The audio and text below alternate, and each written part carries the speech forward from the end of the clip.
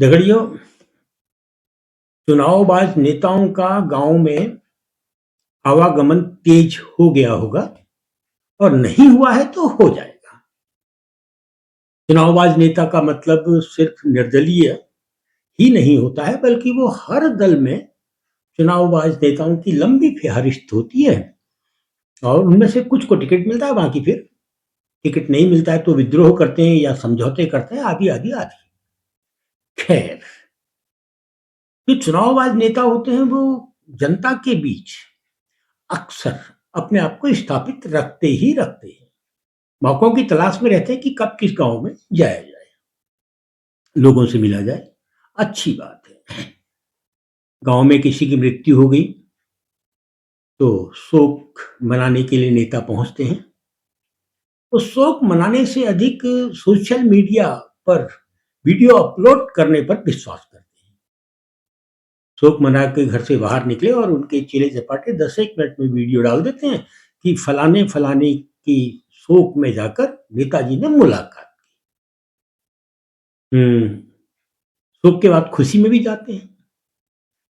लड़के का विवाह है, लड़की का विवाह है, वहां पहुंच जाते हैं, लिफाफा दे देते हैं।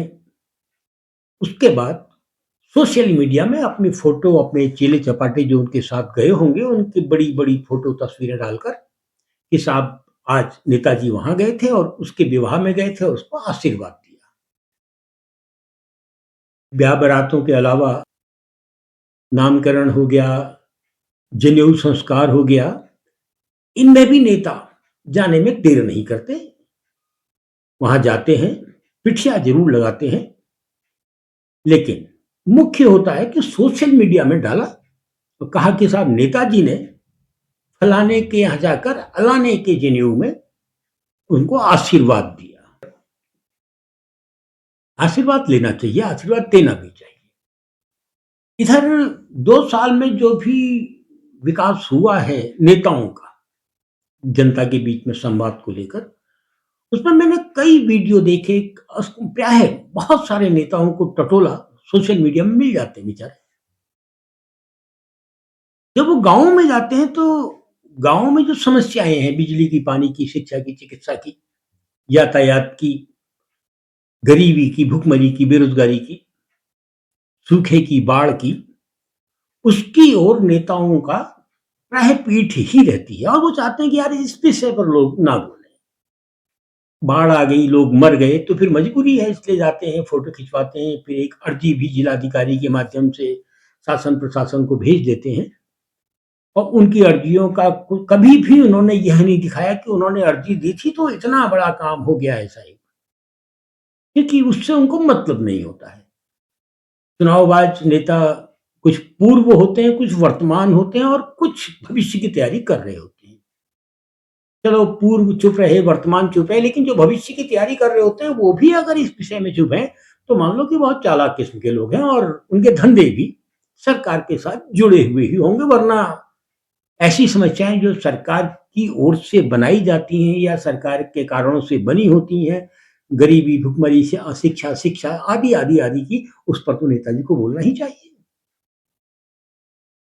नेता लोग अगर कहीं जन आंदोलन चल रहे हैं, जिंदाबाद मुर्दाबाद के नारे लग रहे हैं, तो वहां भी पहुंचते ही पहुंचते हैं। वहां पहुंचने वाले जो नेता होते हैं, चुनावबाज नेता, तो वहां पहुंचने वाले जो नेता होते हैं वो मंच पर भी जाते हैं, लेकिन बहुत सधी हुई भाषा में भाषण भी देते हैं, आश्वासन भी देते हैं और कोशिश करते हैं बताने कि हम आपके साथ हैं, लेकिन कभी भी जनता के लिए खुद लड़ाई तैयार करके मैदान में उतरते हुए दिखाई नहीं देते। रामलीला उनका सीजन जब चलता है तब तो बड़ा आनंद आता है। रामलीला में जाना ही जाना है। नेताजी अगर रामलीला में नहीं गए तो फिर तो दिक्कत हो जाती है।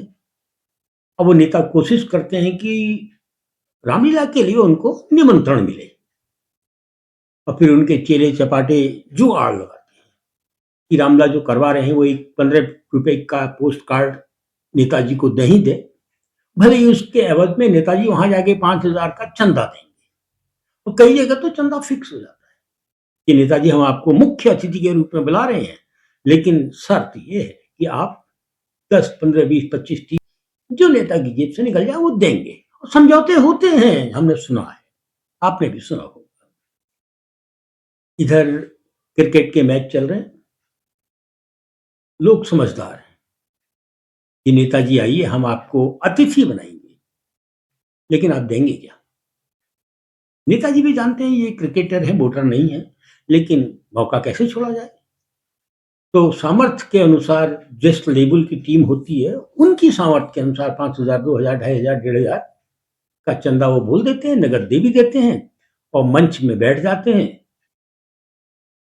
तो दो तरफ़ा है, आप वोट लेने के लिए गाँव में दौरे करते हैं, शादी, ब्याह, बारात, बरबंद, जनेऊ, संस्कार, मरना-जीना सब बार आप जाते हैं।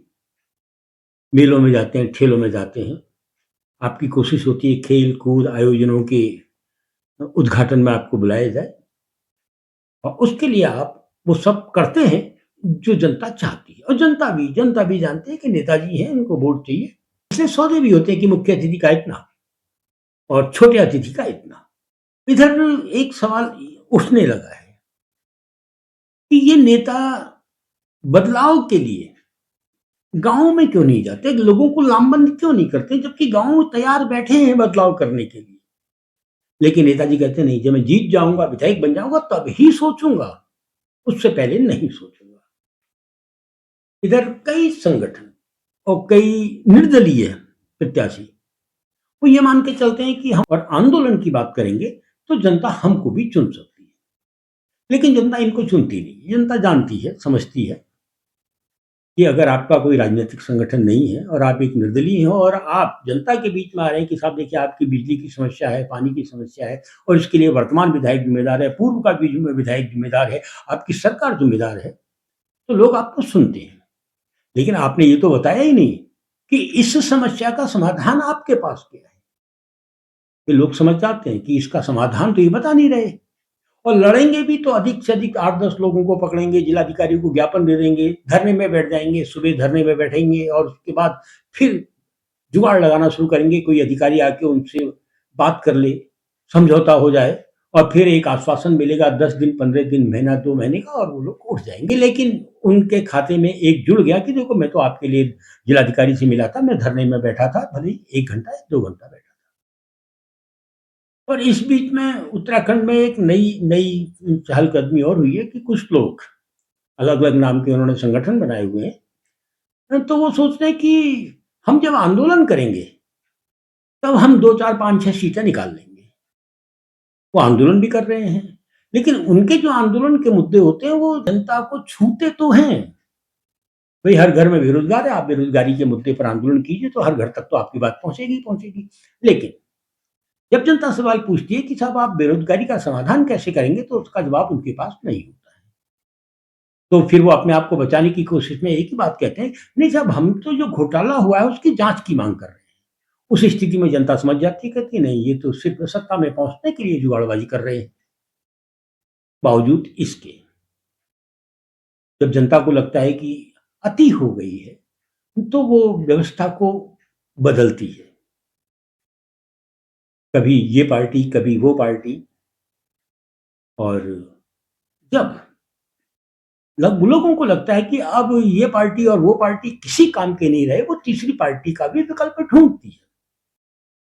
खैर, जब ये नेता आपके गाँव में आए, तो इनसे मुद्दों पर बात करें, क्योंकि मेले में तो नाचना, गाना, उत्साह, मनोरंजन होता है। शादी, ब्याह, बारात में भी उत्साह, मनोरंजन होता है।